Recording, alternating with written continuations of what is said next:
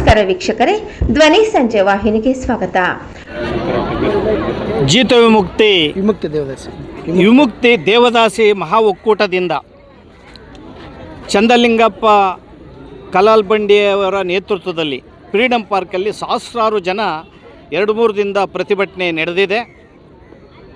ಈ ಪ್ರತಿಭಟನೆಗೆ ಕರ್ನಾಟಕ ದಲಿತ ಸಂಘರ್ಷ ಸಮಿತಿ ಮತ್ತು Republican party of India B ಸಂಪೂರ್ಣ ಬೆಂಬಲವನ್ನು ವ್ಯಕ್ತಪಡಿಸ್ತಾ ಇದ್ದೀವಿ.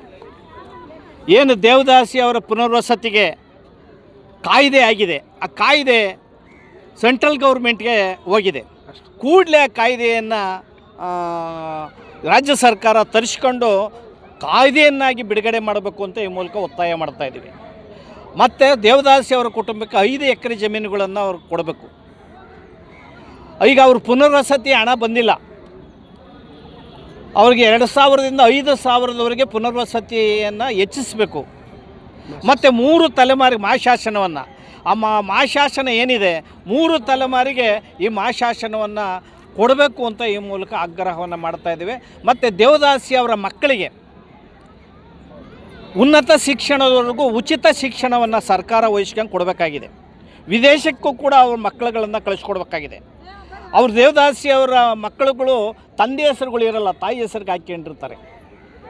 ಇಂಥ ಒಂದು ಹೀನಾಯ ಬದುಕನ್ನು ಬದುಕ್ತಾರೋ ಅಂಥವ್ರಿಗೆ ಉಚಿತ ಮನೆಯನ್ನು ಕೊಡಲಿ. ಅವ್ರಿಗೆ ಸೂರಿಲ್ಲ.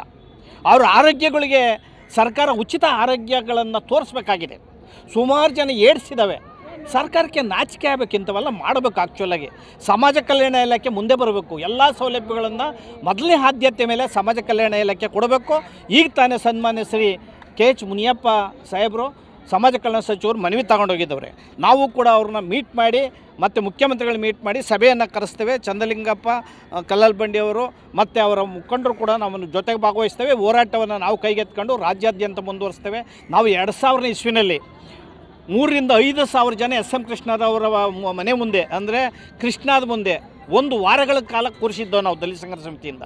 ಇಡೀ ಚಿತ್ರಗಳೆಲ್ಲ ಮಾಡಿದರು. SM ಕೃಷ್ಣವರು ನಮ್ಮದು ಬೇಜಾರು ಮಾಡಿಕೊಂಡು 5 ಅವರ್ ಮೀಟಿಂಗ್ ಮಾಡಿ ಮಹಾರಾಷ್ಟ್ರದಲ್ಲಿ ಏನೆಲ್ಲ ಕೊಡ್ತಾ ಇದ್ದಾರೆ ಸೌಲಭ್ಯ, ಅಲ್ಲಿನ ವಿವಾಹಕ್ಕೆ ಕೊಡೋಂಥ 2 ಲಕ್ಷ ಏನಿದೆ 10 ಲಕ್ಷ ಕೊಡಬೇಕಾಗ್ತದೆ. ಇವರು ಅಲ್ಲಿ ಕೊಡೋಂಥ ಮಹಾಶಾಸನಗಳೇನಿದೆ ಸೌಲಭ್ಯಗಳೆಲ್ಲನೂ ಕೂಡ ರಾಜ್ಯ ಸರ್ಕಾರ ಕೊಡಬೇಕಾಗ್ತದೆ. ಅಲ್ಲೇದನ್ನ ಸ್ಟಡಿ ಮಾಡಿ ಒಂದು ವರದಿಯನ್ನು ತರಿಸ್ಕೋಬೇಕು. ಇವರು ಅಲ್ಲಿ ಮಹಾರಾಷ್ಟ್ರದಲ್ಲಿ ಏನೆಲ್ಲ ಕೊಡ್ತಾ ಇದ್ದಾರೆ ಅಂತ. ಇಲ್ಲಿ ಏನು ಅನಾರೋಗ್ಯ ಇದೆ ಅದನ್ನೆಲ್ಲನೂ ಸರಿ ಮಾಡಬೇಕಾಗೋದಕ್ಕೆ ಒಂದು ಕಮಿಟಿಯನ್ನು ಮಾಡಿ ದೇವದಾಸಿಯವ್ರ ಪರಿಸ್ಥಿತಿಯನ್ನು ತನಿಖೆ ಮಾಡಿಸ್ಲಿ. ಈಗಾಗಲೇ ಆಗಿದೆ, ಅದೆಲ್ಲನೂ ಕಲಸಕ್ಕೆ ಹಾಕಿದ್ದಾರೆ. ದೇವದಾಸಿಯವರ ಜೀವನವನ್ನು ಉತ್ತಮ ಮಾಡಬೇಕಾದ್ರೆ ದೇವದಾಸಿ ಪದ್ಧತಿ ನಿರ್ಮೂಲನೆ ಮಾಡಬೇಕಾಗಿದೆ. ನಿರ್ಮೂಲನೆ ಮಾಡಬೇಕಾದ್ರೆ ಅವರ ಜೀವನವನ್ನು ಉತ್ತಮಪಡಿಸಬೇಕಾಗಿದೆ. ಅವ್ರ ಜೀವನ ನಿರ್ವಹಣೆಗೆ ಏನೆಲ್ಲ ಸಾಧ್ಯತೆ ಇದೆ ಸರ್ಕಾರ ಶ್ರಮಿಸಬೇಕು ಅಂತ ಈ ಮೂಲಕ ಒತ್ತಾಯವನ್ನು ಮಾಡ್ತಾಯಿದೆ.